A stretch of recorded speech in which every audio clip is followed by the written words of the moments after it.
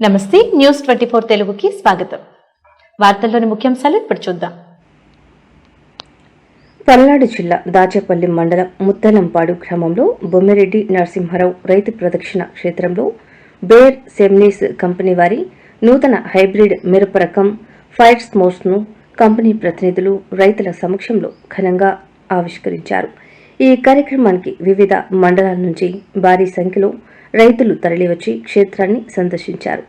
Bear సెమ్నీస్ company వారి ఈ నూతన రకం ప్రస్తుత వాతావరణ పరిస్థితులకు అనుగుణంగా సాంకేతికతను జోడించి సమర్థవంతంగా తక్కువ పెట్టుబడితో రైతులకు అధిక దిగుబడి ఇచ్చే రకంగా ఈ నూతన రకాన్ని తీసుకురావడం జరిగిందని కంపెనీ ప్రతినిధులు పేర్కొన్నారు.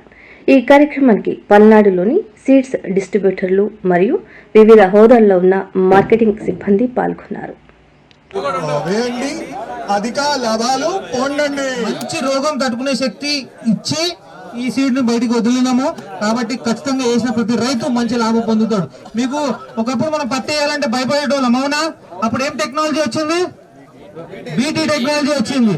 అదే అట్లాంటిది ఒక కొత్త టెక్నాలజీని మనం ఈ ఫైర్ స్టోన్ కాబట్టి ఈ రోజు ఇప్పుడు మన రైతు చెప్పిండు ఏమని, ఈ దీన్ని మిగతా వెరైటీతో పోలిస్తే మంచిగా తట్టుకొని రోగం ఎక్కడా దీనికి కనబడలేదు, మంచి దిగుబడి వస్తుంది, లాభం బాగుంది, రైతులకు వేసుకుంటే మంచి రాబడి పొందుతారు. ఫీల్డ్ లోకి వెళ్తున్నాం మనం. ఒకసారి చప్పట్లండి, చప్పట్లు సార్. ఇద్దరు देखिए सर, वन मोर सर. అన్న ఫ్లవర్స్ మీదకి వేయద్దు. Thank you.